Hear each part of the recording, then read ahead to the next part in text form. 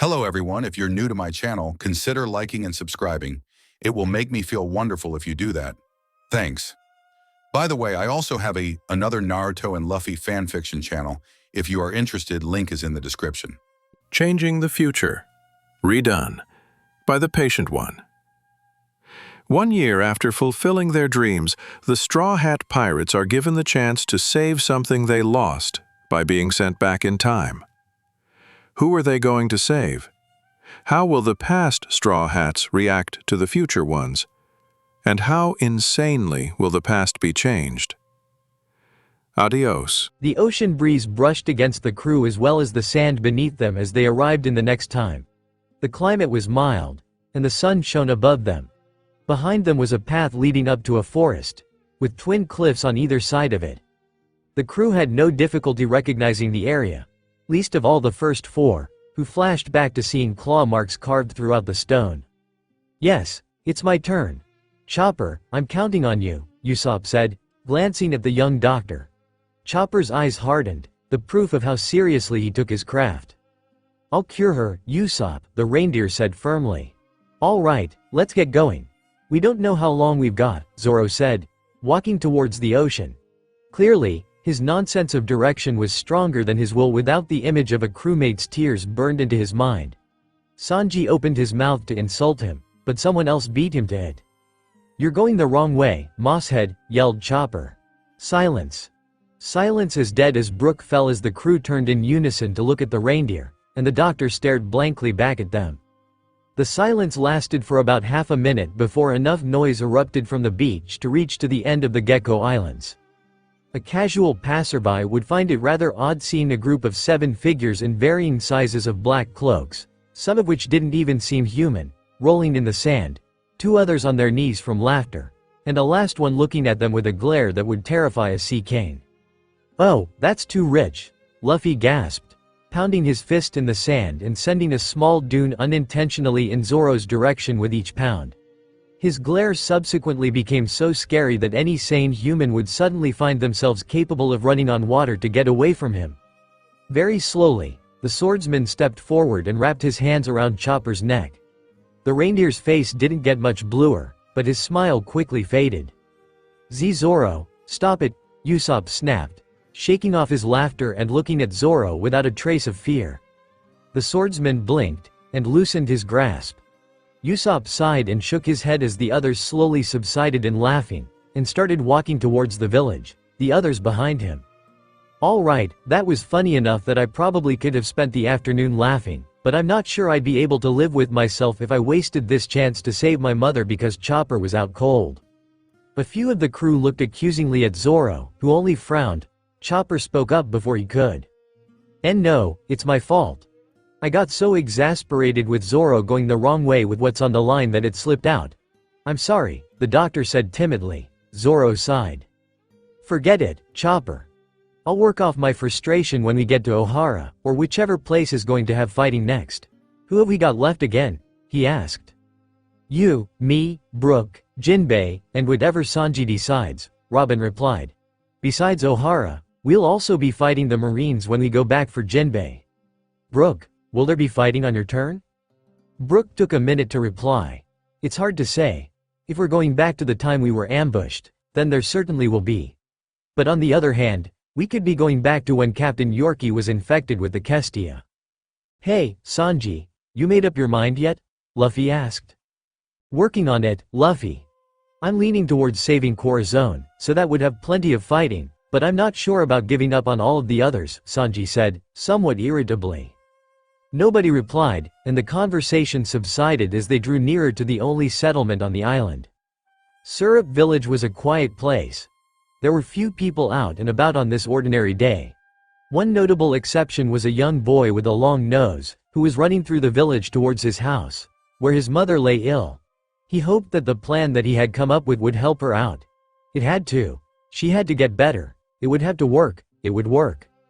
"Pirates are here," he shouted at the top of his lungs. "Pirates are here, pirates are here," he repeated, running the full length of the village until he reached his house, opening the door and running towards where his mother lay ill, ignoring the doctors as they tried to discourage him from shouting. "Mom, we're saved," Dad finally came back for us."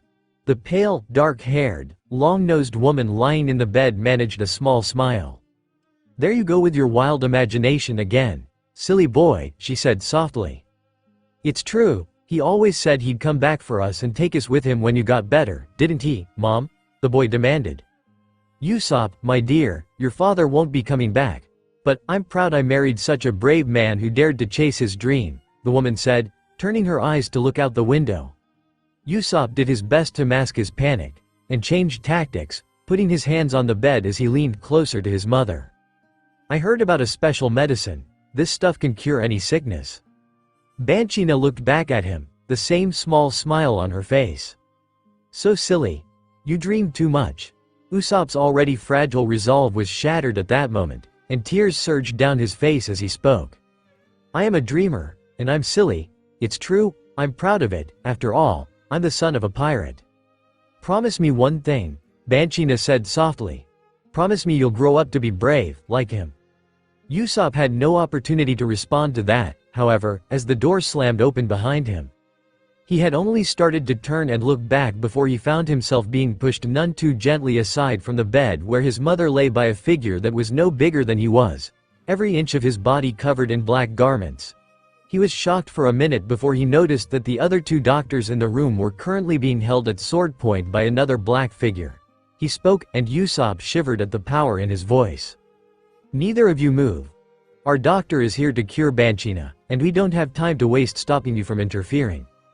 The only reason Usopp wasn't sweating bullets was that the man had said that they were there to cure his mother.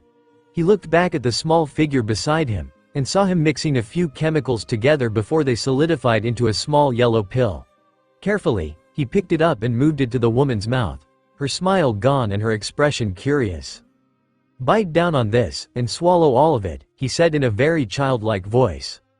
Banshina blinked, but the firmness in the voice gave her no will to disobey.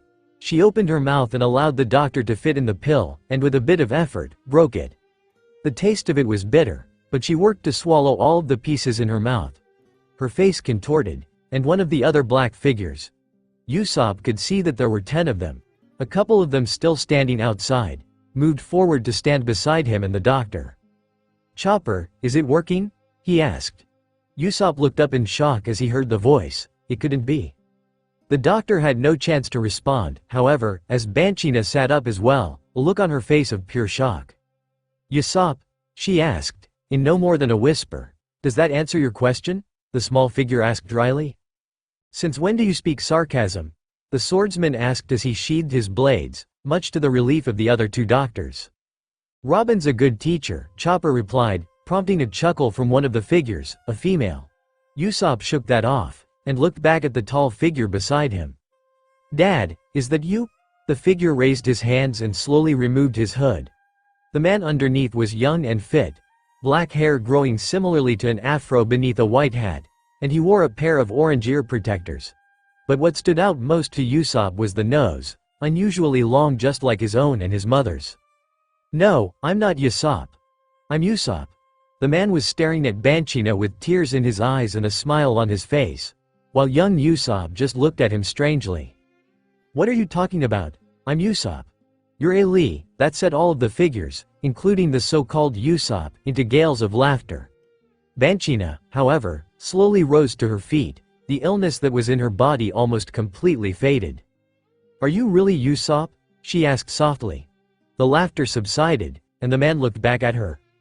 "Yes, Mom, it's me. 8 years from now, I joined up with a pirate crew that would go on to become the crew of Gold Roger's successors. An old man that we met about 11 years from now gave us the power to go back in time and save someone that we lost before. The Pirate King's crew, naturally, has the world's greatest doctor on board. He discovered the secret of the panacea, a special medicine capable of curing any sickness. And now, you're all better. You're not going to die," he said, choking up as he finished. Banshina stared at the man for only a second before she stepped forward and wrapped her arms around him. The older man broke down crying as he returned the hug, holding his mother tightly as if he'd never let her go. The two doctors were dumbfounded. The other figures in black watched with apparent admiration, and the young Usopp struggled past the oddness of the situation to focus on his own joy. His mother was better. He wrapped his own arms around her legs, unable to reach any higher. It was a few minutes before they finally stepped apart, and Banshina looked at the older version of her son with a beaming smile. "So, you kept your promise, then?" "Of course. I've become a brave warrior of the sea just like Dad, and the greatest sniper in the world," Usopp boasted. "Awesome. So, who else is on my crew?" younger Usopp asked. At that, the remaining figures lowered their hoods in unison. "Roronoa Zoro, the world's greatest swordsman," older Usopp said, gesturing to the swordsman, who was revealed to have short green hair, a scar over his right eye which remained closed, and a smile that was almost feral. "Nami, the world's greatest navigator, meteorologist, and cartographer," older Usopp said, referring to a young woman with long orange hair and a kind smile. "Sanji, the world's greatest chef and master of the black leg fighting style," he said, pointing to a man with blonde hair that covered his right eye, a small goatee, and a very curly eyebrow.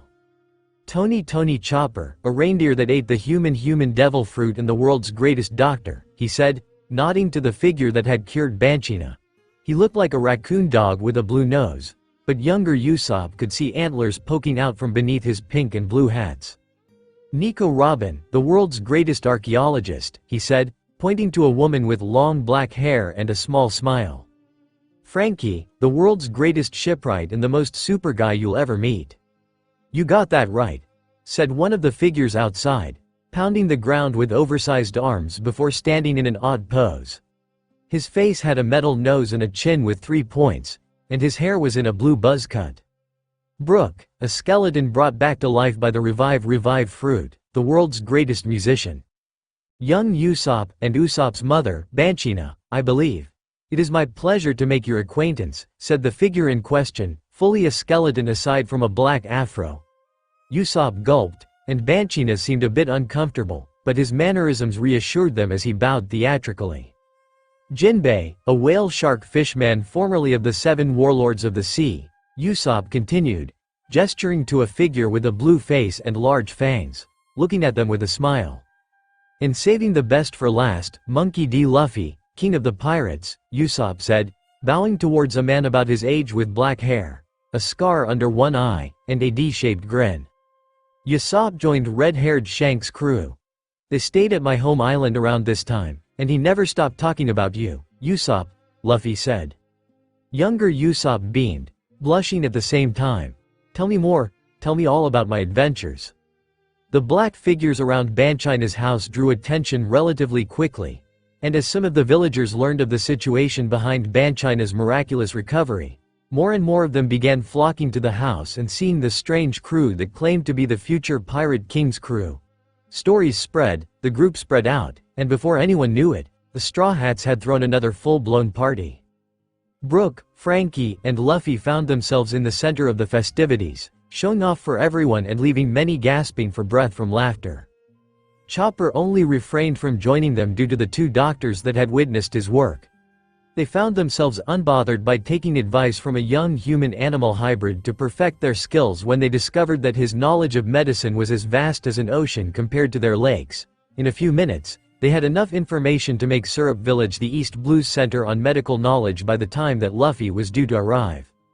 Sanji's spontaneous feast, once again prepared with the absurd speed that Frankie often utilized in his work, seemed to drive the questions of the absurdity of the pirate's appearance and works from everyone's mind. He handed off a handful of recipes to the proprietor of the sole restaurant on the island, while everyone else simply allowed themselves to be swept away with the absurdly good food. Nami joined Robin this time in relating the various tales of their adventures, and although, or perhaps because, she lacked Usopp's over-the-top, melodramatic flair, she managed to gather quite the crowd. Zoro and Jinbei joined them after a short while, adding their own comments and, perhaps due to the seriousness and formidability of their appearances, drew a much larger crowd as the words went on, including Usopp's younger self. In addition to hearing more about his future adventures, he was eager to get to know his future family. Usopp, meanwhile, joined said present family a short ways away, the rest of the village and crew respectfully offering their space as they had with Nami and her mother. Banshina's pride in her son was as plain on her face as the sun in the sky, and it could only grow stronger as he told her of all that they'd gone through. Then, thanks to that one act of bravery, my bounty shot up to 200 million berries, and Frankie was after me for weeks because he hadn't broken 100 million yet. And after sailing for a while, and realizing just how much we took Nami for granted, we came to an island that was a giant elephant, he said. Banchina laughed, at least for the 100th time since her son began telling his stories. She was so tempted to call them tall tales, but the living proof sat before her. Even so. I think that's enough, Usopp. If you keep telling me about all this danger, I might be tempted to make you stay home, she said, smiling at him. What, Mom, you always wanted me to follow in Dad's footsteps, and you're looking at proof that I did it. It took a while, but I made it, and that's why I could come back here and save you, Usopp protested, though the smile on his face gave the impression that he didn't take the threat seriously. I know, Usopp. And I can't tell you how proud I am of you and your crew. But hearing about all of these impossible things as facts, things that you've witnessed on your adventures. She sighed and shook her head again, smiling wistfully. But what am I talking about? You're your father's son, even I couldn't stop you from going out to sea. But I'll come back this time, Mom. I promise you that this time, I'll come back after I leave, just like I came back to Kaya in my time. Banchina smiled warmly, and then blinked before chuckling at something she saw over her shoulder. Speaking of Kaya, she said. Usopp turned, and he was caught between the urge to laugh and blush as he saw the owners of the mansion entering the festivities, and their daughter standing before his younger self. Evidently, the rest of the crew noticed as well, as many of them were smirking at their crewmate. Usopp glanced back at his mother, Hugo, before he approached young Kaya and young Usopp. How's it going, you two? Both looked up at him. Hi, older me. This is Kaya. She lives in the mansion up on the hill. I know, I'm you, remember? Usopp asked. Young Usopp chuckled sheepishly. Yeah, you're right. Anyway, Kaya's parents came down to see what the party was about, and they left her to talk to someone her own age. Usopp smiled, noticing the confused look on the girl's face. Well, why don't you tell her about what's going on? I think she could use an explanation, and I know you're a good storyteller.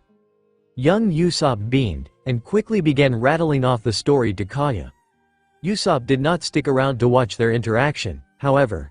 The idea of doing more than just saving his mother had come to his mind almost as soon as the old man agreed to let them save Mary as well. And so it was that he approached the master of the mansion, his face as serious as death. Sir, I need to talk to you for a minute. The gentleman looked at him with mild surprise, but consented to be led away from others who could hear. Usopp spoke softly, but the gravity of his tone left no room for questioning if he was serious. 5 years from now, the infamous pirate Kuro of 100 Plans will fake his own death in an attempt to retire peacefully. He will send a stand-in to be executed while he journeys to this island.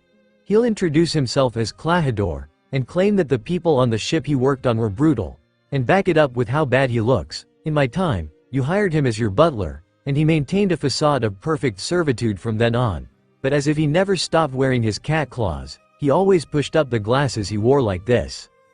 Usopp raised his hand to demonstrate, the heel of his palm against his cheek while his fingers pointed away from him. He lowered his hand before he continued. You and your wife died of natural causes 2 years later, leaving your daughter alone, and a year later, Kuro planned to kill her after forcing her to write her will with him as the sole beneficiary. He only failed thanks to my captain's crew, then consisting of himself, Zoro, and Nami, coming to the island the day before he was due to finish the plan. I'm not sure what to tell you to do, but I know that until that day, he's not going to have his cat claws. But he still has superhuman speed. You wouldn't be a match for him. I just want to make sure that you, your family, and this village stay safe. For all I know, my crew coming here could alter the timeline enough that my warning doesn't matter. But if these things do still happen, make sure that Kuro never has a chance to hurt anyone. The gentleman stared at the young pirate for several seconds. He had heard that the pirates were from the future, but to hear a warning like this. If things happen the way that you have described them, I will take all necessary precautions against him, the man said at last. Usopp nodded gratefully, and then turned away. Wait, young man. Usopp turned back, to see the man smiling a bit dangerously, looking in the direction of young Usopp and Kaya, who were laughing together. Are you involved with my daughter? Usopp sweated, and chuckled nervously. Hey, after you and your wife died, Kaya literally worried herself sick every day.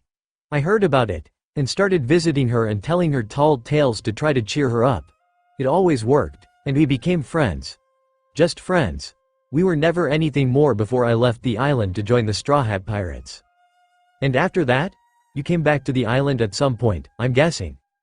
Usopp smiled nervously. I'm slowly working up the courage to ask her out.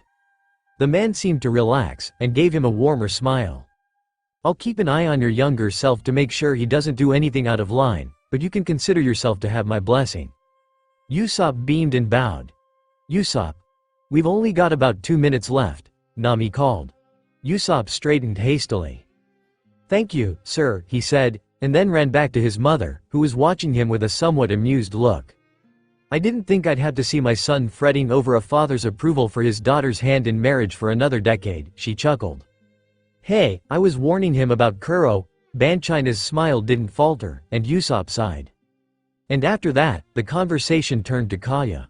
No matter how good of a liar you become, Usopp, I'll always be able to tell the difference, Banchina said, and the fondness in her tone was such that Usopp embraced her again, tears coming to his eyes.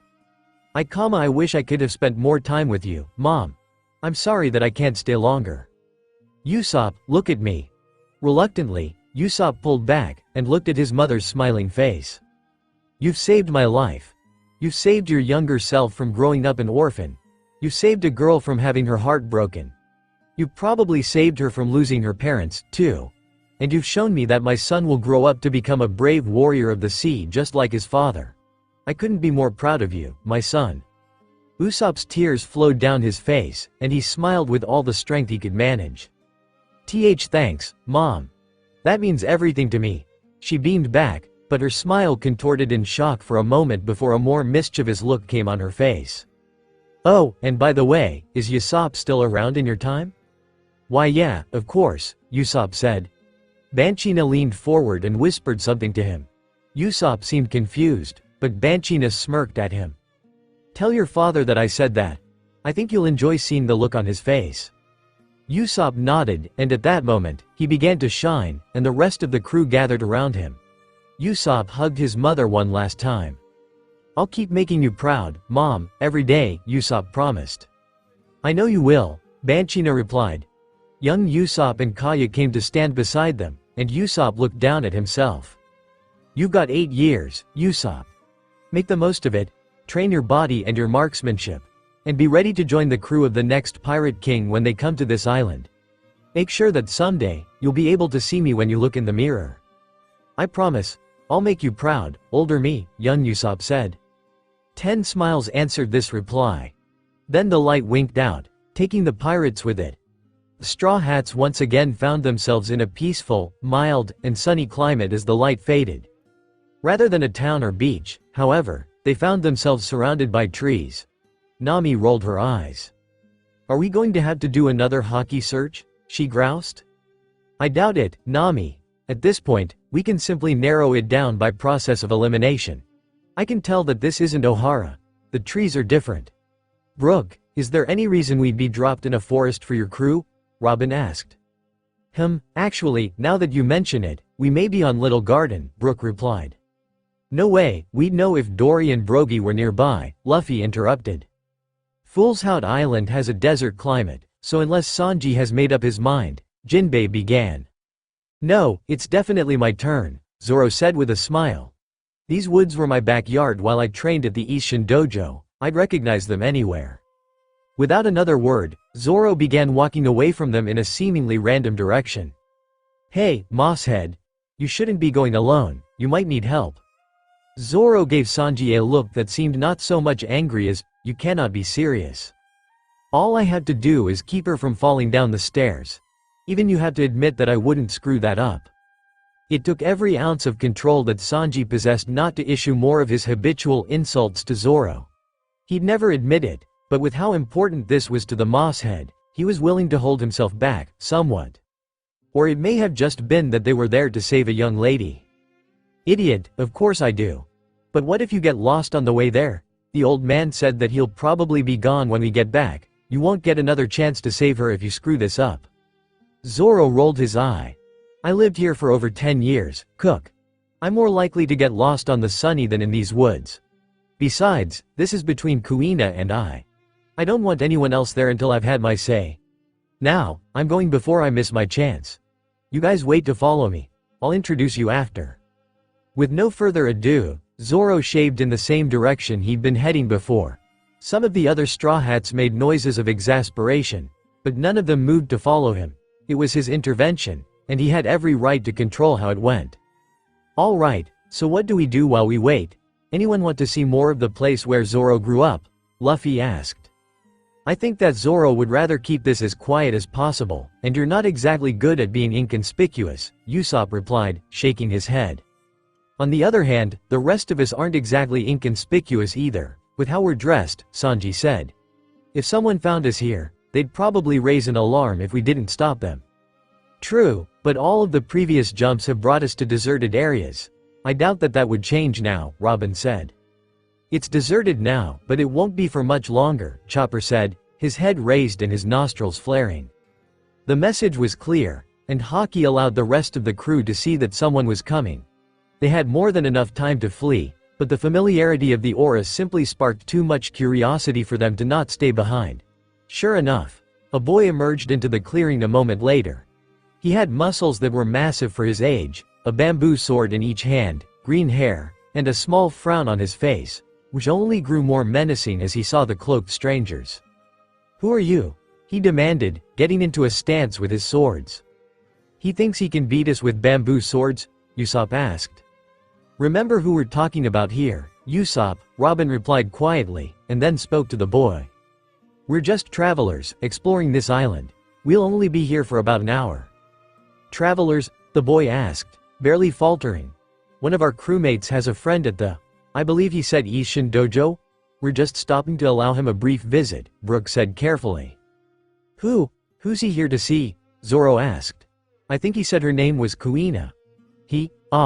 Chopper trailed off as the younger Zoro ran off without so much as another glance at the strangers. "What was that about?" Jinbei asked. "I'm not surprised," Nami said. "Kuina can't be much older than Zoro is now, and he looked pretty young. What adult from another island would have made friends with Kuina with him not knowing about it? It does sound pretty far-fetched." "So, he thinks that we're here to hurt her?" Chopper asked. Sanji sighed. "Come on, guys, we'd better make sure that the pint-sized mosshead doesn't make a huge uproar about this." They exchanged looks, but all of them knew that was a likely event, and 1 second later the clearing was empty. "You're telling me all of this after you beat me? That's not fair. My ambition is to be like you. If I ever beat you, it will be because of my own strength. Promise me, one day, either you or I will become the best swordsman in the world." The blue-haired girl sat on the top of a foot of stairs, deep in thought about the vow she had sworn the previous night. Zoro, the way he said it had broken her out of her depression. The fact that even her father had told her that she was unable to become the greatest swordsman in the world because of her gender had shaken her too much. But Zoro, who at this point was as familiar with her skills as her father was, didn't think that had anything to do with it. She looked over to the sword nearby, her most prized possession, and picked it up. Silently, she repeated the words to herself. Being a girl didn't matter. If she kept up her training, she would one day be the best. And it would go faster with a real sword. Zoro had been easy to beat, unused to the weight, but it had been too long since she picked up her own sword. She was starting to get tired too when she brought it back. She unsheathed the sword, and looked it over carefully. It was a beautiful blade, but she hadn't touched it in too long. Better to get it back in perfect shape before training with it. First was to sharpen it. She sheathed the sword before getting up and running down the stairs. She barely made 2 steps before her foot missed one, and she began to fall. Her heart accelerated as her mind realized the situation, and saw how far she was from the bottom. She closed her eyes as they filled with tears. So much for being the greatest swordsman. Zoro will probably think I'm a coward for leaving like this as soon as we made our promise. She had just enough time to think these thoughts as she neared the ground. But rather than a sharp impact on the wood, an arm that felt more like a barbell pressed against her in midair, holding her to a body that was a few times tougher than the toughest training dummies they had. She felt a jolt, and then opened her eyes. What she saw was a figure in black, his garments obscuring his entire form. The arm holding her to his very muscular body slackened, and she dropped to the ground ungracefully. Rubbing the areas that were now sore from the much less deadly fall, she looked up at the stranger with an expression partly of apprehension, partly of resentment, but mostly of curiosity. "You should be more careful coming down the stairs. You would have been killed if I wasn't here to catch you," he said. Kuina shivered at the voice. If blatantly stating that she would have died without him there wasn't bad enough, the harshness in his tone was so scary that she was tempted to run to her father. But she was stronger than that. "Thanks for saving me, but who are you?" she managed. "Someone who wants to be sure that you could keep the promise you made last night," he replied. Kuina's eyes widened, and she got to her feet immediately, forcing down her fear of the man. "How do you know about that? Nobody but Zoro and I were there." A nearby screen door opened before the taller figure could reply, and she saw her would-be rival rushing in, bamboo swords in hand. He took in the situation before him, and then glared at the figure. "What do you want with Kuina?" Zoro demanded. There was a Selena looking between the two. "Zoro, what are you doing here?" she asked. "I ran into a bunch of people dressed in black in the woods saying that they were travelers, and one of them was here to see you." "Seriously, they expected me to believe that? What kinds of travelers would dress in all black in the middle of the summer?" Kuina frowned, and looked back at the intimidating stranger. He didn't seem to be paying much attention to either of them, however, and was looking out the doorway, where nobody was visible. "What exactly possessed you idiots to tell him what I was doing here?" A second later, 9 more cloaked figures appeared in the room, the shock of which was enough to knock Zoro and Kuina off of their feet. "He ran into us back where you left us. We didn't tell him anything beyond that one of our friends was looking for a friend here at the dojo. Up until Chopper said that it was Kuina," said a female voice. The smallest cloaked figure promptly hid behind the speaker as the one closest to Kuina looked in that general direction, presumably glaring. "But what does it matter? You were planning on showing yourself to both of them anyway, right?" At that point, Zoro and Kuina couldn't take it anymore. "What the hell is going on?" they screamed in unison. Everyone seemed to stare for a few moments as Zoro and Kuina exchanged glances, blushing a bit at speaking in unison. The figure near them sighed, and opened his robe at the waist, where he had 3 swords strapped. 2 were unfamiliar, but the third was a white blade that Kuina recognized in a heartbeat. "Hey, that's my sword. Give it back," Kuina snapped. "Really, it looks to me like you're still holding your sword," the figure said, his tone somewhere between dry and amused. Kuina blushed scarlet as she noticed that she was, indeed, still holding her treasured sword, sheath and all. Zoro only mostly succeeded in fighting down a laugh, earning a glare from the girl. Then she looked back at the stranger. "Okay, so I still have my sword. But that is the Wado Ichimonji. I'd recognize it anywhere. How do you have the same sword that I do?" "Simple. I'm from the future." The 2 kids blinked. "A future where I've used this sword," he continued, drawing the blade to remove any doubt that it was the same as Kuina's, to obtain the title, World's Greatest Swordsman. The 2 children stiffened. Kuina felt all the fear she held of the figure return and multiply, while Zoro was beginning to sweat. "Why are you here?" The figure pointed at Kuina. "To save your life." Both of the children stared at him in confusion. "In my time, you died today by falling down those stairs." Zoro was furious at you running away from the promise you made, but vowed that since you couldn't keep it, he would. He studied swordsmanship until he turned 18, creating the 3-sword style, and then left the island to seek out the greatest swordsman in the world of this time, Dracule, Hawkeye, Mihawk. He took up bounty hunting to pay for his meals, and a year later he wound up at a marine base headed by Captain Axehand Morgan, a corrupt tyrant. To save a little girl from being killed, he killed Morgan's spoiled son's pet wolf, and accepted a sentence of being tied up for a month without food. 10 days later, a man came to the island and heard that Morgan's son was going to execute him anyway, just for kicks. That man saved him, and having made an enemy of the Marines, Zoro agreed to join that man's pirate crew. 3 years later, that man, Monkey D. Luffy, became the Pirate King, and Zoro achieved his life's ambition of becoming the greatest swordsman in the world. The figure paused long enough to remove his hood, revealing a young man with green hair and a serious expression. His right eye was closed with a scar over it, and his left was staring at Kuina. She and Zoro both looked at the older Zoro with thunderstruck expressions. It's too early for you to die, Kuina. You're strong, and though you still have a long way to go, I'm here to tell you that you have the potential that you need. Hone your skills, and never give up. If I can become the greatest swordsman, then so can you. So, will you do it? Kuina was stunned. Time travel was confusing enough already, but to hear from the future version of your would-be rival that you had died, and he had gone on to become what her goal would have been. And after all of that, he came back, just to make sure that she had a chance to reach that goal. She looked in his single eye, and she was shocked. There was something like pleading in his expression. Did he want her to surpass him that badly? No, he wanted her to keep the promise that they made, that she had never had the chance to before. Her eyes hardened, and she bowed low. I will. The man grinned, and his younger self looked up at him.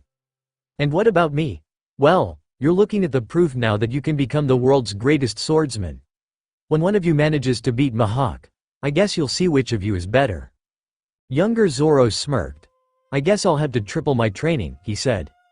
Zoro grinned again. Geez, he was always like this. Though I guess seeing the source of it all, I can't blame him, said one of the figures in black. Reminding the three swordsmen of their presence, Kuina spoke again. So, based on your story, these guys are the Pirate King and the rest of his crew? Zoro nodded, and the figures removed their hoods in unison. One of them was revealed to be a smiling young man with black hair and a scar under one eye. Monkey D. Luffy, King of the Pirates, nice to meet you, he said. Him?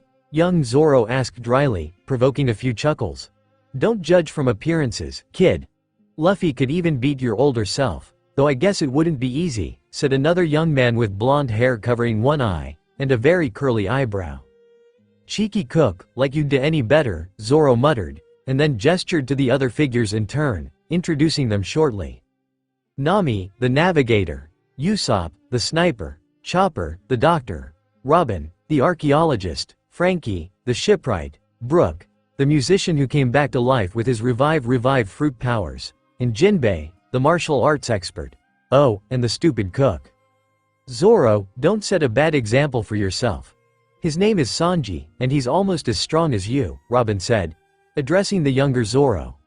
That bit of news had the two younger swordsmen looking at Sanji with astonishment, to Zoro's irritation. Wow, but you don't look like a swordsman, Kuina said. Sanji chuckled. Of course not, a chef's hands are his life. I had some fighting lessons from Red Leg Zeph, captain of the Cook Pirates, and I developed that into the Black Leg fighting style. You can fend off swords with your feet? Younger Zoro asked. There are plenty of techniques that can let you do that. To quote a certain swordsman, you have no idea how big the world really is, Sanji said with a grin. And on that subject, older Zoro cut in, looking back at the two kids, my crew and I can't stay here for long, but I plan to make the most of the time I've got. Young Zoro and Kuina looked attentively at the swordsman, wondering if he meant what they thought he did. The road to becoming the world's greatest swordsman is harder than anything you could imagine. Keeping up all of the training you're doing now wouldn't be enough to make you more than the best in East Blue. I found that out the hard way a little while after I joined Luffy's crew, when I met Mihawk at the Barati. Zoro fumbled with his outfit for a moment, and then removed the robe enough to expose his bare torso, and younger Zoro and Kuina stiffened as they saw the massive scar. He defended against every attack I made with a blade no bigger than a table knife, and beat me without any effort. The only reason I lived to tell about it is that my ambition was enough to earn his respect, which is why he used his regular sword to finish me. This wound should have killed me. It would kill a normal person. But to be the greatest SWE normal. He released his hold on the robe, which glided smoothly and quickly back into place. He frowned for a moment at the material, and then looked at them with a downright bestial grin. I've got about 45 minutes before I leave, so, what do you think about a private lesson from the world's greatest swordsman? Kuina and younger Zoro seemed to have stars in their eyes as they nodded. Before the two of them could do more than nod, they found themselves moving at impossible speeds. The next thing they knew, they were at the coast of the island, facing out towards the sea. After spending a few seconds regaining their bearings, they looked at the crew. Okay, what the heck was that? Younger Zoro asked. It's part of a series of martial arts techniques called the 6 powers. We've never bothered to learn all of them, But we're all capable of using the shave technique. Kicking the ground 10 times in a second lets you move so fast it looks like you disappeared. 10 times a second? The two of them demanded. Most of the crew chuckled, much to their annoyance. You need to have that kind of power just to be able to survive the Grand Line, let alone reach the end of it. Let me give you a demonstration, Zoro said, once again drawing the Wado Ichimonji. He walked to the edge of the water, raised the blade, and then brought it down in a simple strike. The resulting shockwave created a trench in the ocean a foot wide and long enough that it was completely out of sight. For the barest instant, the ocean was frozen. Then it surged to fill the gap that was left, and water erupted along the path of the cut. It was a full minute before the ocean was calm again. Zoro turned back to his younger self and Kuina. Both of their jaws were on the ground. The first thing you need to know to become the greatest is one simple fact about your limits for how much stronger you can grow. They don't exist. I've seen more impossible things in the 3 years since I joined Luffy than you two have ever even imagined. The two of them slowly picked up their jaws, and stared at him attentively. For the next 40 minutes, younger Zoro and Kuina had their outlooks on reality repeatedly shattered, despite Zoro's warning. If watching him perform ridiculously powerful swordplay with 3 swords, holding one in his mouth, wasn't bad enough, from cutting steel to creating razor-sharp tornadoes, they also learned of the strange power called haki. The older swordsman had closed his eye and told both of them to attack as much as they could. They did, Kuina even using the Wado rather than a bamboo sword, and they were incapable of even touching his clothes. And then there was armament haki, if observation wasn't shocking enough. They watched as Zoro turned his blades and even his flesh into obsidian, explaining that it was a suit of armor created by one's will, increasing offense and defense. The astonished young swordsman managed to ask if there were any more forms of it. There's one more, but unlike those two, not everyone can do it, the Pirate King had said, stepping towards them. It's called Conqueror's Haki, only 1 in a million people have it. So, what does it do? Kuina asked. Basically, it lets you overpower weaker opponents without lifting a finger. It's a battle of wills. If your will isn't strong enough, you'll pass out, but if it is, you'll be able to brush off the effects, Zoro said. Zoro and Kuina exchanged looks, and their eyes hardened. Try it on us, they said. All of the crew looked at them in concern. If we don't have enough willpower now to become what we need to become, then at least let us know how far we have to go, younger Zoro said. Luffy looked at Zoro, who nodded after a minute. All right, but I'm only using a controlled blast. If I go all out, I don't think you'll be able to stay conscious, and that would make you miss out on the rest of the training. With that, Luffy unleashed his power. Kuina and younger Zoro both fell to their knees, sweating bullets and looking at him with blank eyes and expressions stricken with terror. Luffy stopped the next moment, and Zoro looked at the 2 young swordsmen. It was about a minute before they regained enough consciousness to look at Zoro. That's only a taste of it, but don't let it bother you too much if you never reach that level. Luffy has always been crazier than me. That provoked a few chuckles from the crew. Then the training resumed. After showing them several more attacks and helping them to memorize some of the principles of swordplay that he'd learned from both Mihawk and Koshiro, it got to a whole new level when Zoro asked some of the other members of the crew to spar with him. Luffy went first, and after getting past the oddity of him being made of rubber due to the gum-gum fruit, younger Zoro and Kuina watched with awe as the Pirate King managed to fend off Zoro's 3-sword style with only his body. Even so, Zoro was skilled enough to repel fists that moved so fast that younger Zoro and Kuina couldn't see them. They could feel the effects, though. Each blow created a shockwave that made the trees bend as if they were in a tornado. If it hadn't been for Robin's powers providing a safety net for them, they would have been blown away, too. The difference between that fight and when Zoro fought Sanji seemed negligible to the 2 children, aside from the differences in fighting style. When Sanji somehow managed to light his leg on fire and fly, the 2 were even more astonished. Still, the 2 of them seemed to be completely on par with each other, and easily monsters in strength. In the next spar, he took on the only other swordsman in the crew, the skeleton Brook. Kuina paid particular attention to the musician's 1-sword style, or tried to. Seriously, are they all that fast? She found herself wondering furiously. Somehow, they managed to take it in stride when Brook's attacks began creating ice and illusions in an attempt to get a hit in on Zoro.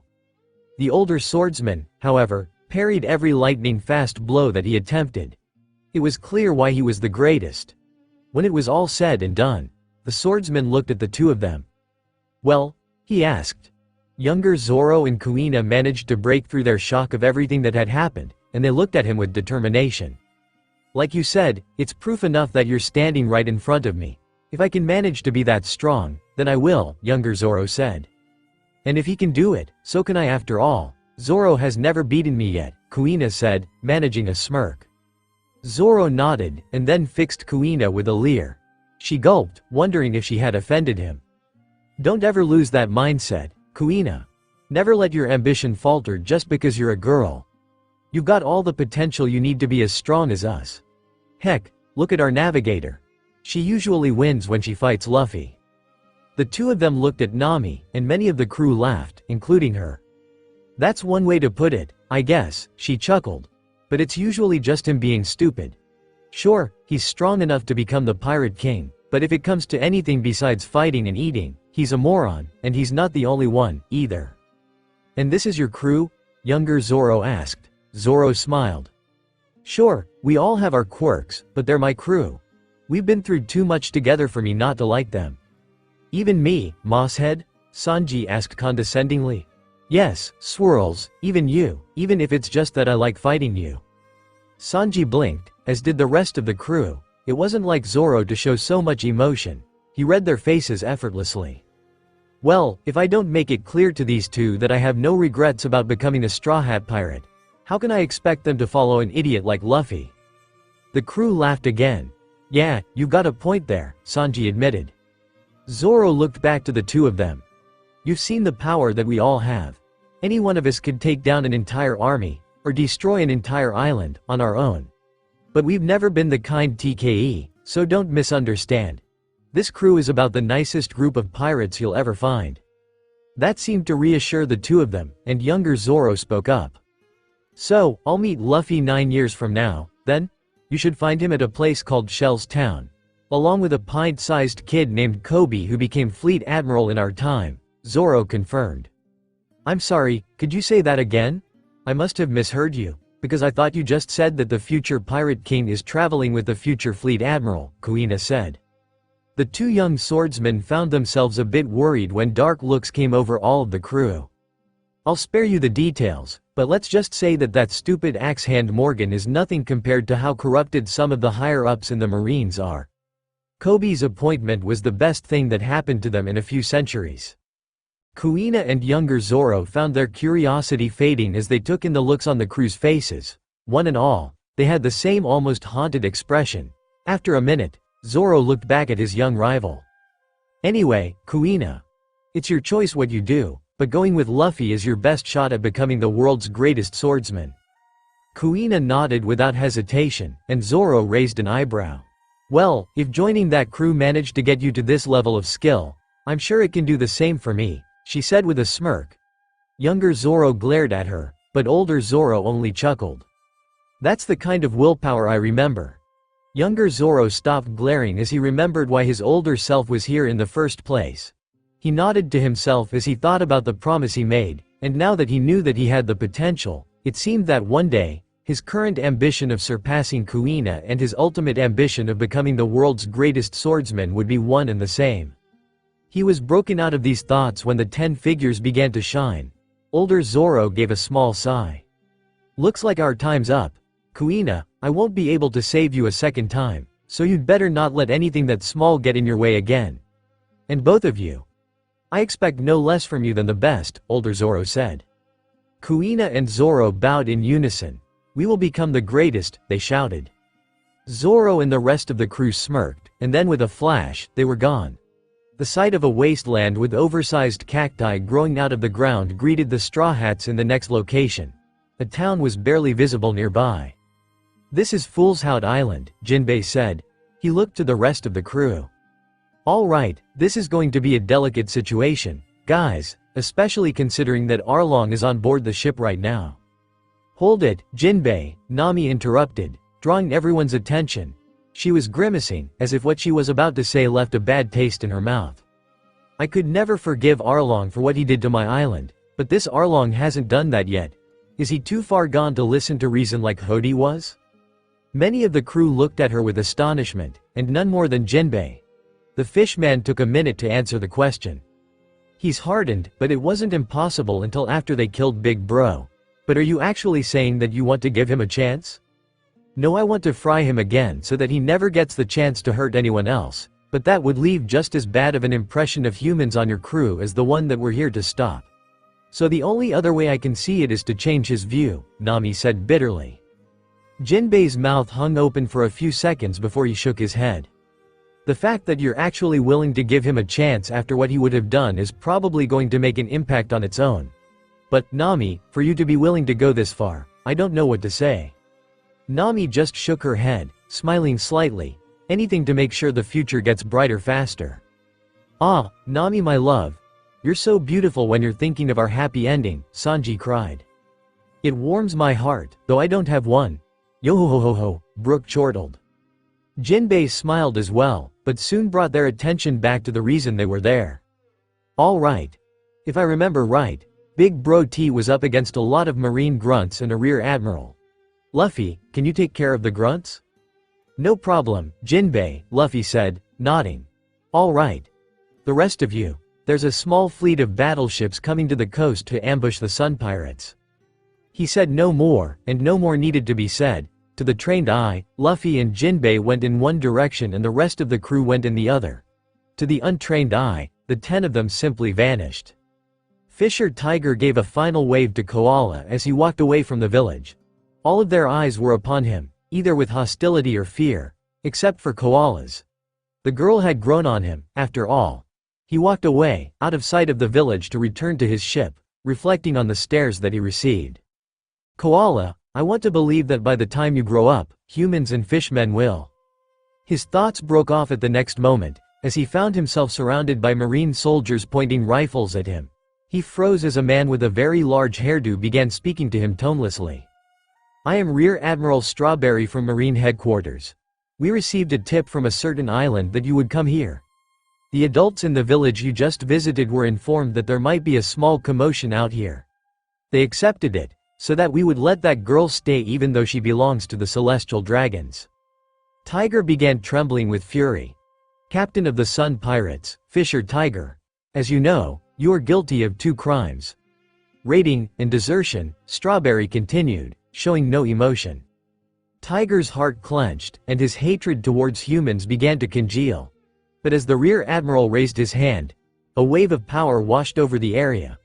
Tiger felt his breath catch and his hair stand on end, and the Rear Admiral staggered. The rest of the Marines fell unconscious at the same moment. Conquerors, impossible, Strawberry said, showing considerable shock in contrast to his previously unshakable demeanor.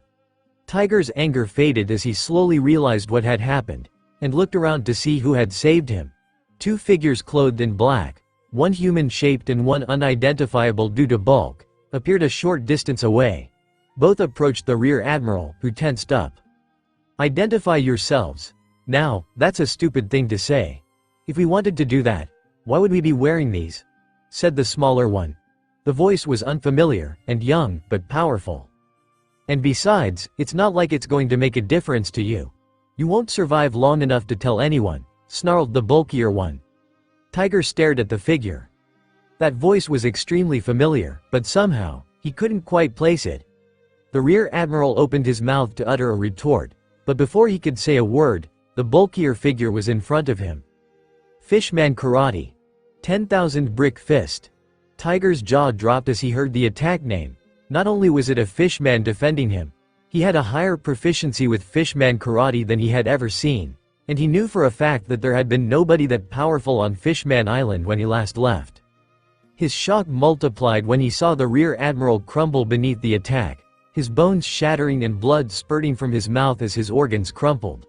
He flew back several paces, and struck one of the cacti hard. He was dead before he hit the ground. The 2 figures remained motionless for only a few moments before they turned back to Tiger, who looked at them cautiously. Let's get back to the ship, Big Bro, the fishman said, and Tiger's eyes widened as the title revealed who was beneath the hood. The Sun Pirates waited, a bit of frustration growing among them. "Big Bro shouldn't be taking this long," Arlong said, pushing off from the mast and walking towards the edge of the boat. "What are those humans doing to hold him up? Nothing they could do should be holding him up unless they're thanking him for bringing Koala back home. And I have my doubts that they'll be that open to him," Jinbei said. "Maybe Koala's giving him a long goodbye," Hachi said. "That's probably it. The boss probably wouldn't stay for anything else. And besides, I doubt it'd be quiet enough that we wouldn't hear if there was something bad going on," Aladdin added. No sooner did he finish saying that than there was a loud crash from within the island, accompanied by a rising cloud of dust. Arlong gritted his teeth. "That is not normal. Big Bro might need help. He already has it," came a female voice. Every fishman on board looked to one of the balconies, where 7 figures of various shapes and sizes were standing, black cloaks and hoods obscuring every feature. The Marines staged an ambush to destroy the Sun Pirates, with Rear Admiral Strawberry leading them. That cloud of dust is, in all likelihood, Fishman Karate vaporizing Strawberry's bones and organs and sending him flying into one of those massive cacti, resulting in countless puncture wounds and excessive blood trauma for a very painful death, continued the same speaker coolly. Some of those on board winced at the imagery. "I wish I hadn't let you borrow my medical books, Robin," groaned the smallest of the figures in a childlike voice. "HMPH, it serves him right for trying to attack Big Bro. So, then, you're fishmen who came to help the Sun Pirates?" Arlong asked. "No, only one of our crew is a fishman." The implication sunk in fast, and then 5 of the figures vanished while the other 2 looked in the direction of the sea, where a small fleet of marine warships was closing in and beginning to fire cannonballs. "I'm sure you're skeptical about the truth of our intentions. This should be proof enough, I think. Melfleur. Gigantes Siomano." The pirates saw that on one of the ships, a pair of massive arms had materialized, drawing enough attention that most of the other ships ceased firing. Clutch. The arms closed in on the ship, squeezing it until it broke in half. The fishmen and other ships had no time to marvel at the destruction before the other figures moved into action, and the resulting massacre left the fishmen too busy gaping to bother asking questions or attacking the Marines themselves. One figure ran on the ool distance to another ship, which soon resembled nothing so much as an icy ghost ship. Another remained on the shore, slicing a pair of the ships in half with 2 simple swings of his swords, and then sending a tornado flying towards them. Another used a staff to generate thunderclouds that enveloped a ship before exploding with lightning. Another fired a laser of pure light towards one of the ships, blowing it up with ease. Another took aim at the ships with a slingshot, firing pellets that burst into massive plants, devouring and crunching up the ship like a kraken. And the last flew over one of the ships, seemingly on fire, and leaving the ship behind him burning. "The very elements of nature are their weapons. Are they gods?" asked one of the fishmen. Nobody on the crew, not even Arlong or Jinbei, refuted the claim with how the mysterious strangers obliterated the battleships. "No, we're not gods," said the woman who, along with the small figure that was apparently a doctor, hadn't moved from where she first appeared. "Then who are you?" Jinbei asked. "All in good time, Jinbei, once the rest of our crew escorts your captain back here." "He's here," said the small figure, his size shifting as he jumped down and off of the ship, and the Sun Pirates saw the small group approaching them. 2 more figures in black robes, one human-shaped and one bulky, and the last their own captain, unscathed. "None of us were hurt, Chopper," the bulky figure said, something like weariness in his voice. "Sounds like he wore himself out with that 10,000 brick fist," remarked the swordsman. The Sun Pirates noted with a bit of surprise, but not much at this point, that all 7 of the other figures were now standing right next to them. "No, he's probably just nullifying the risk of Chopper mummifying him again as soon as possible," said the slingshot man. That made the rest of the crew laugh. "Yeah, I still remember that. He was proud to win that fight, but ever since Chopper treated him for it." "Shut up!" roared the bulky figure, appearing right next to them, which only set the rest of the figures, minus the small doctor, into more gales of laughter. It was at that point that Fisher Tiger came on board as well, and the laughter slowly died down. "All right, now what the hell is going on?" Arlong demanded. looking towards the 10 figures that had protected them. The woman with the hand power replied, "We have no intention of divulging our secrets fully to anyone aside from Fisher Tiger himself. As a means of a brief explanation, however, we are from the future. An old man with a time-based devil fruit allowed us to regain something that we lost in our pasts. As for the exact details..." She trailed off and looked towards the figure that had killed Strawberry. He removed his hood, and as one, the fishmen's jaws dropped. "Jinbei?" chorused most of those on the ship. The older whale shark fishman faced them with a serious expression. "Big Bro T wouldn't appreciate me going into the details, so I'll just say that in my time, despite the crew's efforts, he died from his injuries." Tiger's eyes widened, and the rest of the crew swallowed their curiosity. "After that, I took command of the Sun Pirates for a year, up until the point where the world government sent me an invitation to become a warlord. In order to allow the members of our crew who were enslaved to return to normal lives on Fishman Island, I accepted. It was 9 years later that the world government captured one of the division commanders of the Whitebeard Pirates, and announced that they would publicly execute him. In other words, they declared war on Whitebeard. Because of all the old man had done for our race, I refused to fight against him, and forfeited my title. I was sent to Impel Down, where I was imprisoned in the same cell as the commander that they planned to kill. To my surprise, and pretty much the rest of the world's, the commander's younger brother, another pirate captain, heard that the commander was going to be executed, and broke into Impel Down to save him. He reached the cell where I was minutes after they took the commander away to bring him to Marineford. I was impressed enough that I offered his brother my help, and with the help of some others in Impel Down, we escaped and sailed to Marineford." Jinbei closed his eyes and grimaced. Even after all of that, it wasn't enough. "By some miracle, we managed to free the commander, but Admiral Akainu, otherwise known as Sakazuki, killed him anyway, and the old man himself was killed a little while after that. The commander's brother had earned my respect by that time, and with the help of some others, we escaped Marineford. I had to slap some sense into him when he woke up out of the shock-induced coma that he fell into when his brother died in his arms, and I managed to rekindle his spirit. 2 years of training later, he and his crew came to Fishman Island." Jinbei opened his eyes and glowered at the rest of the crew, who seemed unnerved as a result. And what they found there was the initiation of a coup by the new Fishman Pirates, a group of fishmen that grew up basking in the hatred of humans, to the point that they became nothing but vessels of hatred. They planned to execute the royal family and anyone who dared to agree with their idea that we could live with humans in peace. All they live for is being able to ensure that the hatred we have for humans survives, and they don't care how many fishmen they had to kill to make sure of it. Nobody on the crew, not even Arlong, had a look of anything that wasn't shock, disgust, or horror. "That's going too far," Fisher Tiger said, voicing everyone's thoughts. Yes, but by that time, they had amassed an army of 70,000 fishmen, 30,000 human slaves, and at least 8 sea kings to serve them. And they overdosed on the energy steroids from the sacred chest, to the point where nobody could stand up to them, except for the crew whose captain I had come to respect. There were only 10 including me, but before us, the army fell like wheat before a sickle, though it got to the point where the captain tried to annihilate the entire island by crashing Noah into it before my captain beat him. It wasn't long after that I joined his crew. 15 years from now, with knowledge of the past and present, the hatred between humans and fishmen has faded, and we stand alongside each other in peace, and the man that I came to respect has become Gold Roger's successor." The crew looked at Jinbei with varying expressions, and nobody moved or spoke for several moments. Finally, the past Jinbei stepped forward, looking at everyone aside from his future self. "You all are humans?" The 9 figures nodded. "What was your opinion of fishmen before I joined you?" "A fishman and a mermaid adopted and raised me after my parents abandoned me.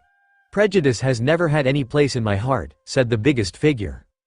"I never had enough thought to spare towards something so petty," the woman with the hands added.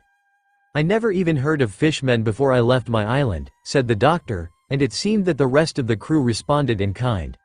Arlong scoffed as he came closer. "Oh, come on. You really expect us to believe a bunch of humans? You're all the same? Tell the truth. You all look down on us, too, don't you? You'd never be here if it weren't for Jinbei." A palpable chill settled on the boat, which Tiger recognized as the hockey that had saved his life. Even through it, many of the fishmen were staring incredulously at Arlong, the way that they saved them from the Marines still fresh on their mind. After a few seconds of chilling silence, one of the other men, the swordsman, began to speak. The only thing you just said that was true is that we wouldn't be here if it weren't for Jinbei, and it's not because of any prejudice or racist crap. We're pirates, not heroes. We wouldn't go out of our way to go back in time and save someone if one of our crew didn't have an attachment to him. You should at least understand that much. Said nothing, it was a fair point. As for looking down on fishmen, said a different female voice, none of us have ever had any reason to hate the whole race. The only ones we've ever hated are the new fishman pirates, and the Arlong pirates. Arlong refocused on them, as did many others in the crew. In our time, as soon as Jinbei became a warlord, you gathered your crew and left the Grand Line. You came to my home island and claimed it as your territory, and forced everyone to pay a tax for their lives. You killed my mother right in front of me because she could only pay for my sister and I, and then forced me into slavery because of my cartography skills. Because of you, my entire village grew up seeing the fishmen the same way that we see the celestial dragons. Arlong gritted his teeth. That wasn't the end of it, either. To make me cooperate with you, you promised that if I could pay you 100 million berries, you'd set me free along with my village. I started stealing from pirates to gather the money that I needed. After 8 years, I had 93 million berries, and that's when you bribed a corrupt marine to steal all of it. My village rushed off in a suicide charge, and if it hadn't been for this crew stopping you, I would have been left completely alone. It's just like the new fishman pirates, Arlong. Humans only hated you because you acted out of your hatred towards them. I can never forgive you. It's only because of Jinbei that I'm not making absolutely sure that you can't hurt my family this time. Many of the crew was looking at Arlong with outright disgust, which only served to make him angrier. The future Jinbei spoke again. I remember it clearly, Arlong. You were the only one who could never accept Koala as part of the crew, the only one who was convinced that when she grew up, she'd be just like the other humans. Let me enlighten you. The mark we left on her never faded. She joined the Revolutionary Army. That pulled Arlong up short. Even through all of his racism, when the rumors had reached the crew of a group of humans that were essentially declaring war against the world government and the world nobles, something that nobody else in history had had the guts to do before his own captain, he couldn't help but feel some amount of respect towards them. I'm guessing they became a powerful force in your time? Arlong asked, his tone neutral. The leader, Dragon, achieved the title, Most Wanted Man in the World by the time my captain set out. Being an ordinary member of the army was punishable by a death sentence or life in impelled down, and she was one of the executives, as an instructor of fishman karate, Jinbei replied. Many of the members of the crew couldn't help but beam with pride, and Arlong closed his eyes, thinking about what a difference the crew had actually made on that girl. He reflected on the devastation that fishmen, not humans, had nearly caused their whole race, only to be saved by humans, and the fact that it was humans who had helped save Tiger and the crew. Part of his mind immediately went to the argument that humans were responsible for betraying and killing Tiger, too, but even after the pain that it seemed fishmen had caused them, they were still willing to help Tiger, and him, he realized. They were giving him a chance after all he had done. A large part of him felt disgusted that he was actually conceding to their persuasion, but he still did. He opened his eyes, and stared at the older Jinbei. Don't expect me to let go of my hatred so easily, Jinbei. I'll accept that there are some humans that aren't all bad, but I'm not about to start getting friendly with them. If this were all it took to make you friendly towards humans, Arlong, I'd be worried, Jinbei replied, and then turned to his former captain. Big bro, we don't have a lot of time. We can only stay for an hour, and we won't be able to come back after we're gone. The rest of what we have to say is only for you. It's your choice whether or not to tell the crew after we leave. Fisher Tiger nodded without hesitation, and followed Jinbei and the other cloaked figures into the ship. As soon as the door closed, Jinbei allowed his strong appearance to fade, rushing towards his former captain and embracing him. Tiger was taken aback. Big bro, I never thought I'd be able to see you again, Jinbei murmured. Tiger returned the embrace as the fact sunk in. He had died right before Jinbei's eyes, and by a miracle, he had come back in time to save him. Thank you for saving me, Jinbei, Tiger said. The other fishman sobbed for only a couple of minutes before he regained control. As Tiger stepped away, he looked at the other 9 figures, which had removed their hoods. Fisher Tiger took in their appearances and blinked. "I thought everyone else on your crew was a human," Jinbei, Fisher Tiger said, staring at a skeleton with an afro, a man that looked more like a robot, and a small furry creature with antlers. "Hey, I am human. I'm a cyborg," the robot said.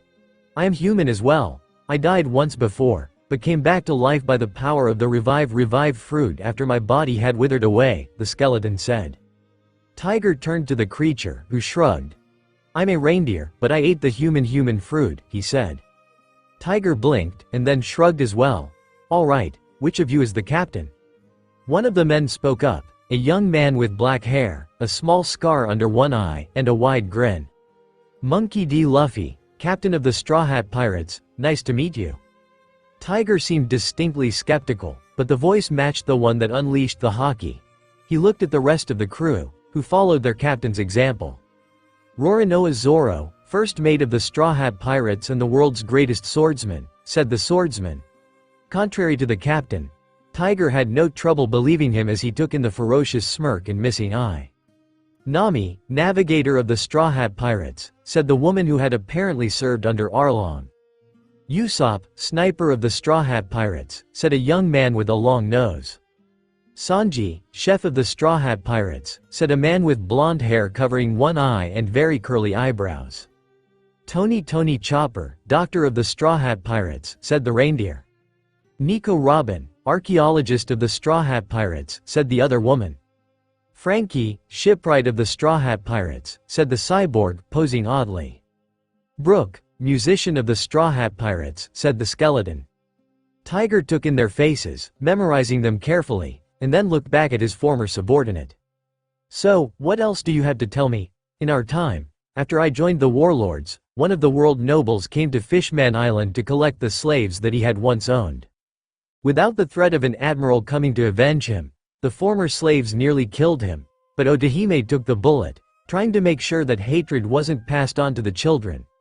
The noble tried to hold her hostage, up until her daughter, Princess Shirahoshi, started screaming, and sea kings showed up in response to her voice." Tiger's eyes widened. "The next time you return to Fishman Island, inform Neptune and Odahime that their daughter has inherited the name of Poseidon, and make sure that you are alone. Tell the crew anything else I say if you want, but this must remain between you and the royal family." Tiger nodded. After that, at the queen's insistence, Aladdin treated the noble until he was well enough to leave the island, and Odahime went with him to offer her wishes to the world nobles. A week later, she returned with a note from them, offering their full support to whatever signatures she could gather. Pretty much the whole island threw in their support, but then it all fell apart.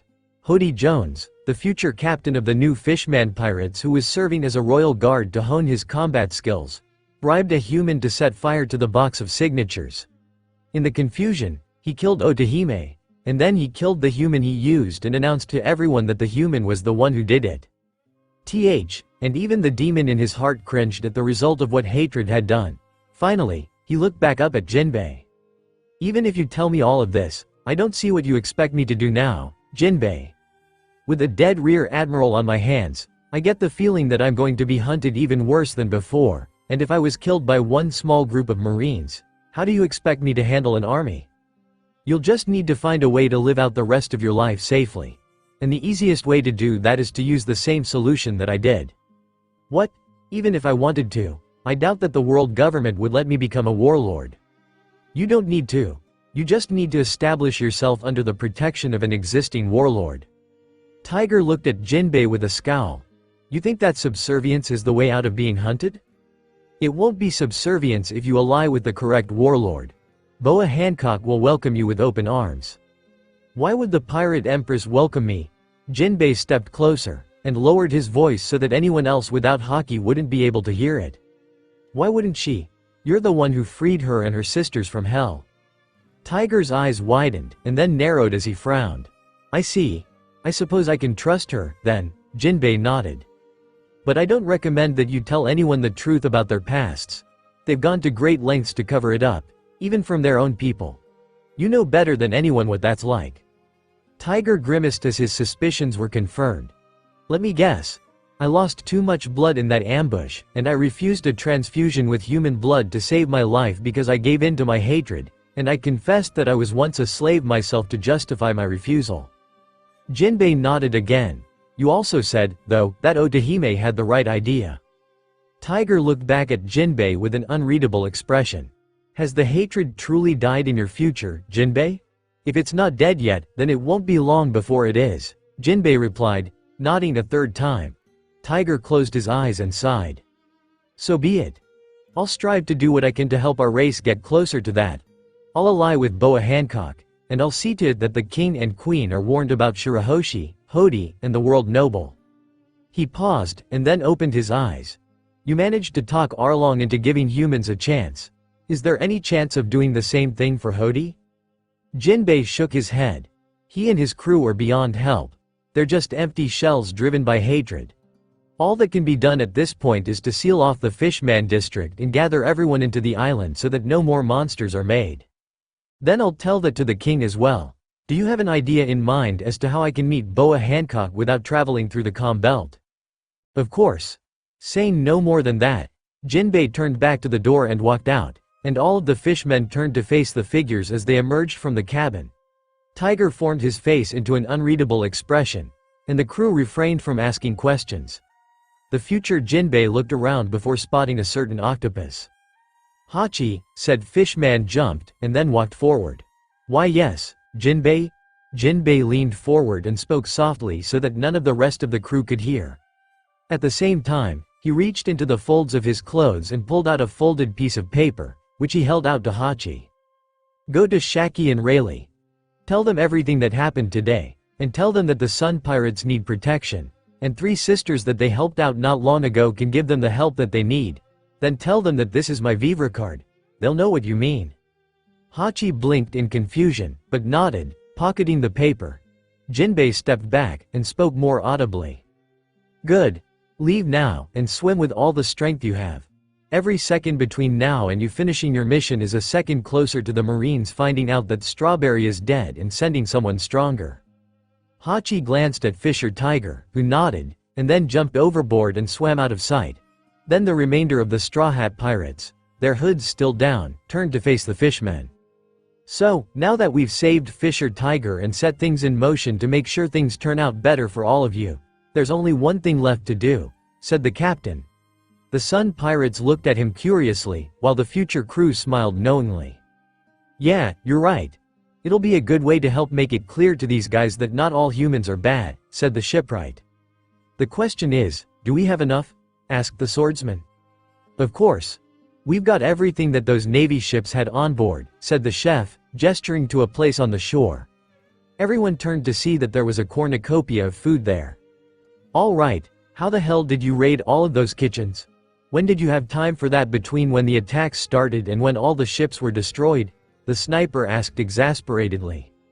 Actually, now that I think about it, Sanji wasn't with us up on the deck. So, that's where he went, the reindeer reflected. Even so, that speed is very impressive, the skeleton said. I learned it from you, Brooke. Anyway, I think that that's enough food for what we need, don't you? Sanji asked. Yeah, that'll work. So, then, the captain said, looking back at the Sun Pirates. Then he grinned. Let's party. The Sun Pirates found it a bit odd to be coerced into a party alongside a group of humans from the future, but they soon found that they couldn't resist. If the fact that their captain was still alive and they were safe wasn't enough, the Straw Hat Pirates emanated a charisma that was too much for them to resist. With some impossibly fast carpentry skills, the cyborg shipwright Frankie had used the wreckage from the marine ships to build a few tables and chairs, which were soon all filled with pirates chatting amicably amidst food that was positively divine. Sanji gave another handful of recipes to the chef of the crew, and though he was noticeably cool towards Arlong and some of the fishmen who were loyal to him, he held back his cuisine from nobody. It'd take a lot more than an 11-year-old grudge to make me consider not feeding someone who was hungry, he had mentioned. Chopper, the small hybrid doctor, spent half of his time dancing on the table with chopsticks up his nose and stretching out his lips, and the other half giving advice to the ship's doctor, Aladdin. The musician Brooke showed why he had the title, Soul King, when he began playing his music, and whoever among the fishmen had already eaten was found dancing shamelessly alongside the humans. Nami and Usopp found themselves explaining how they had managed to use the techniques that they had, which soon led into storytelling to another group of the fishmen. Robin joined them, while at the same time using her devil fruit powers to amplify the amusement from Chopper, Frankie, and Luffy's antics. It came as a large surprise that the Pirate King was so happy-go-lucky, but none of the crew forgot the chill from when he was angry, which became obvious whenever he saw Arlong. A handful of the fishmen had challenged Zoro, the greatest swordsman in the world, to a drinking contest upon seeing how much he could chug. It drew an audience from many of the fishmen, but none of the Straw Hats except for Sanji, who provided the booze, paid them much mind, knowing the outcome before it happened. Sure enough, it was only a couple of dozen rounds before the last of the fishmen passed out, and Zoro seemed no worse for wear. The past and future Jinbei spent a lot of time conversing with each other, everyone else giving them their space. Fisher Tiger spent a short while with them, but more was spent amongst his crewmates. The food and entertainment that they provided made him laugh harder than he had in years, and Jinbei seemed to take pride in it. The end result of the party was that thoughts that all humans were despicable were no longer considered treatment that some of the crew showed towards him. Even Arlong found himself grudgingly warming up to them, not that he showed it. As the Straw Hats' hour reached its last few minutes, however, the Straw Hats gathered together at Jinbei's request. "Big Bro T. I want to ask one more thing of you before we go." Koala was still in the midst of a party celebrating her safe return in the almost hour since Fisher Tiger had left. All of the villagers strove to make noise to mask the commotion that they knew was befalling Fisher Tiger, but they were genuinely happy to have Koala back. Though her enthusiasm at the fishmen was starting to bother them, she was still young and didn't understand, but still. "Koala, you need to stop talking about the fishmen," her mother instructed her. "You're home now, you don't need to think about anything that happened to you out there anymore." "But Mom, they were all so nice, it's all because of them that I got home, and I had so much fun with them." "Koala, I suggest that you listen to your daughter." All of the nearby villagers turned to face 10 figures clothed in black, who had appeared without anyone noticing. A strange chill emanated from them, stunning everyone silent. The same figure who had spoken before, a female, continued. "Koala, there's something that your village didn't tell you when Fisher Tiger brought you back here." Koala's mother and many of the adults began to object, but the chill on them intensified. "Shut up, she deserves the truth," growled a large figure. "The Marines got a tip-off at another island that the Sun Pirates were coming here, and they told everyone in the village that there was going to be a commotion nearby, and that if they didn't say anything, they'd overlook the fact that someone who, rightfully, belonged to the world nobles was here," the first figure continued. Koala's mouth slowly opened as the truth sunk in, and she looked back at her mother, who was still looking with horror at the figures. Another one spoke up, addressing the village with a cold, bestial voice. "All of you. Do you realize what you've done? Fisher Tiger and the Sun Pirates never did anything to you. The crime that formed them is that they escaped from slavery, and Koala can tell you how horrible that is. They went out of their way to bring Koala back home, and how did you repay them? With nothing but fear and loathing. You didn't care about the well-being of a ship full of people who weren't human as long as Koala was safe. You set the value of all of those fishmen's lives at nothing compared to that of a human, and condemned the ones who saved your daughter to death," said another female, her voice equally cold. The chill around them intensified, and many of the villagers were looking to be on the verge of passing out. Koala alone seemed unaffected, and was beginning to cry. In the silence of that impasse, footfalls came from nearby, and the village looked to see Fisher Tiger himself, alive and unharmed, walking towards them.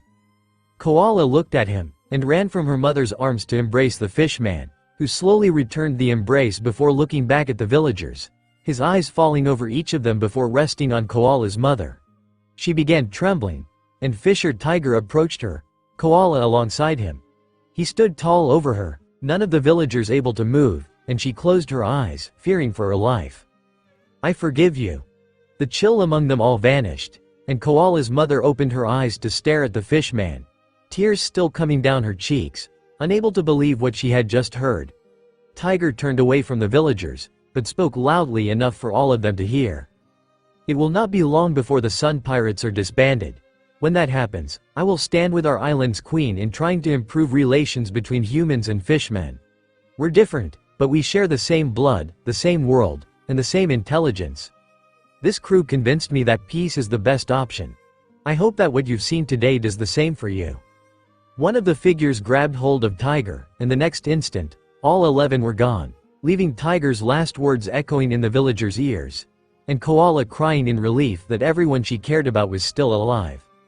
The Straw Hats rematerialized a short distance away from the rest of the crew, and Fisher Tiger sighed. "That was harder than I expected it to be, Jinbei. If it wasn't for your crew, I don't think I ever would have been able to do that."